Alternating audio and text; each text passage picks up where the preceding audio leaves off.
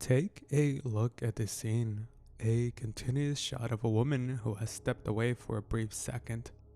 The camera sits still at an unfocused shot of the living room. The woman then returns and picks up the ringing phone. Now, why does this one scene provoke a dreadful feeling of unease? In retrospect, nothing really happens except for that one phone call. The room is in total silence, yet that one shot evokes an emotion of uneasiness. There is a certain discomfort in a sequence where nothing happens. Your brain is waiting for that one jump scare.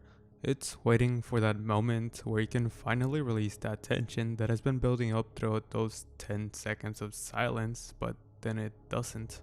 That's what makes scenes like these fucking terrifying. It's moments like these that really stick with you throughout a film all the way toward its end, never letting you go of that unnerving feeling and never letting you have that sigh of relief when what you have feared the most finally gets unveiled.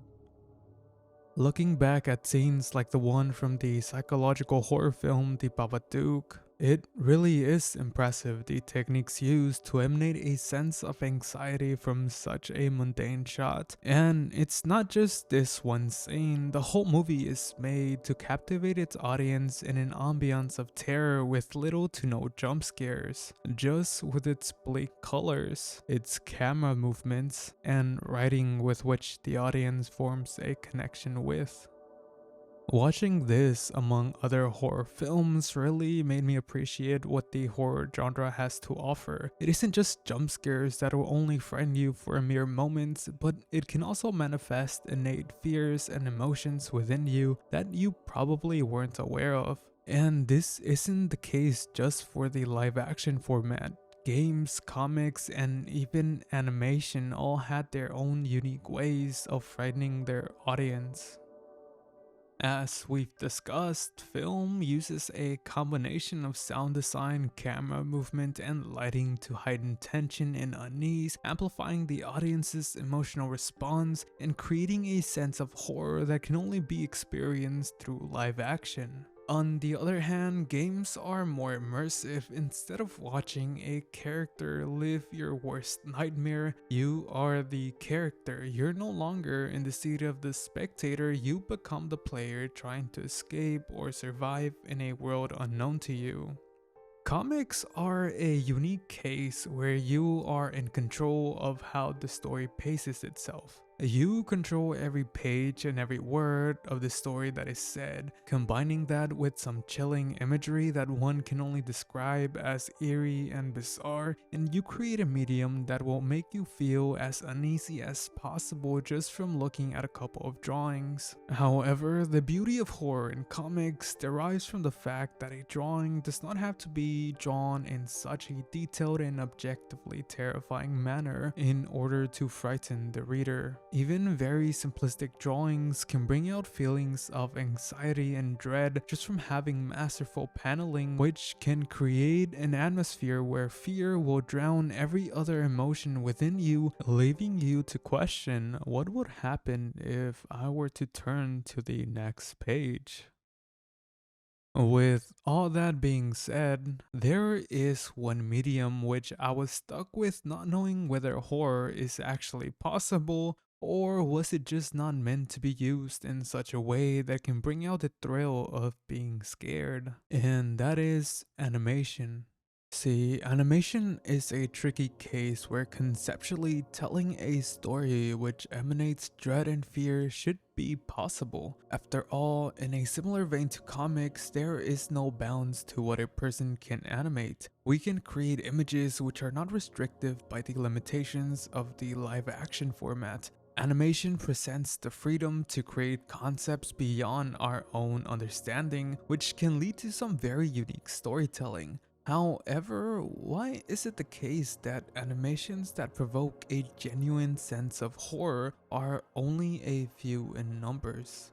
Well, one of the main problems that animation faces when trying to invoke a sense of terror onto the viewers is the aesthetics in which the terror is presented as. See, for horror to work in a 2D environment, the images created need to be drawn in a specific way in order for the drawing to actually be scary. And this is where the distinction between comics and animation becomes apparent. See, comics, specifically Japanese manga, can get very detailed and intricate with their artwork, creating works of fiction that are genuinely terrifying, only to then be emphasized by the black and white format that is prominent throughout Japanese comics. A key factor in conveying certain emotion through media has always been through color schemes. Shades such as black, white, and gray are very flexible in creating a variety of emotions that is dependent on what the artist is trying to convey in his or her story.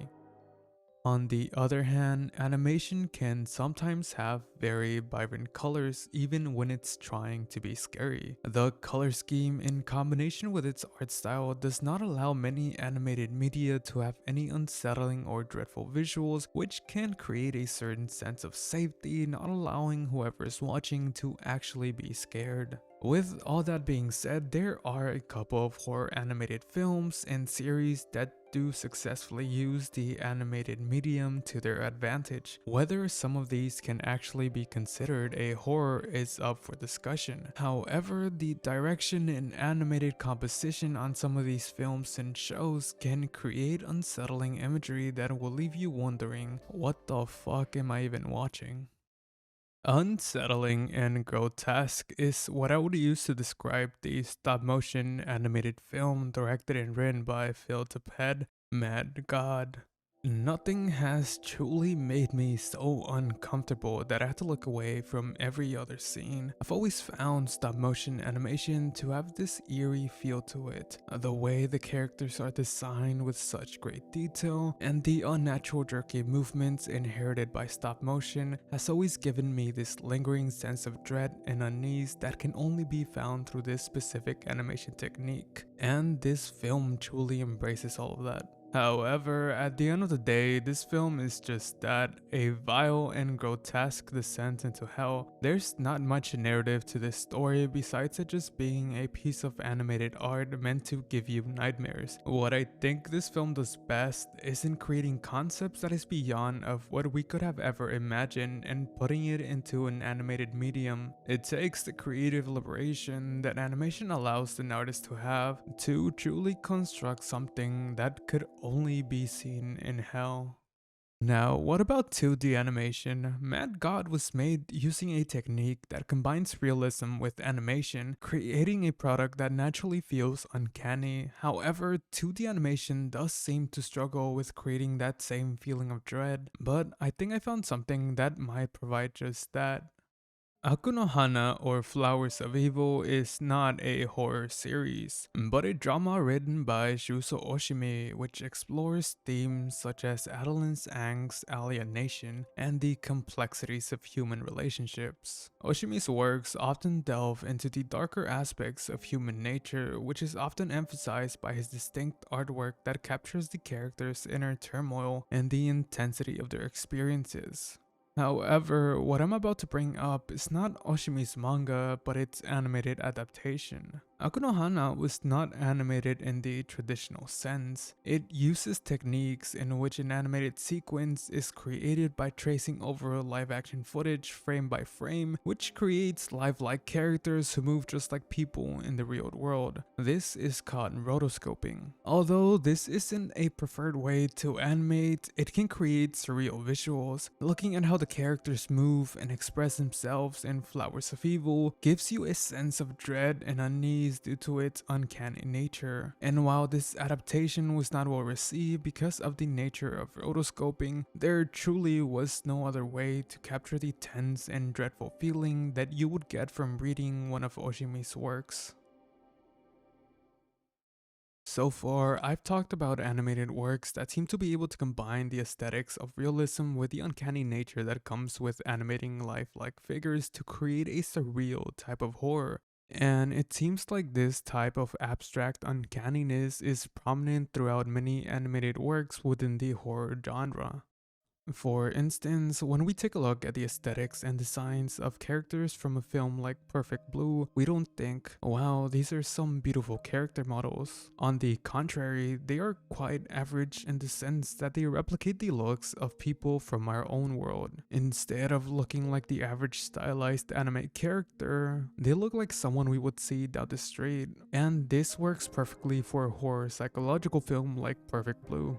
This film breaks the aesthetics that anime has to bring us a sense of closeness to these characters. Every violent act and every struggle that the characters portray can be felt in a deeply unsettling manner. And this can be said for many of the works from the director of Perfect Blue, Satoshi Kon. Both Paprika and Paranoia Agents have this surreal abstract horror feel to them. While not truly frightening, they still manage to deliver feelings of unease and tension to whoever is watching. And this is only possible thanks to Satoshi Kon's ability to incorporate surreal and dreamlike sequences that blur the boundaries between reality and fantasy into a 2D space.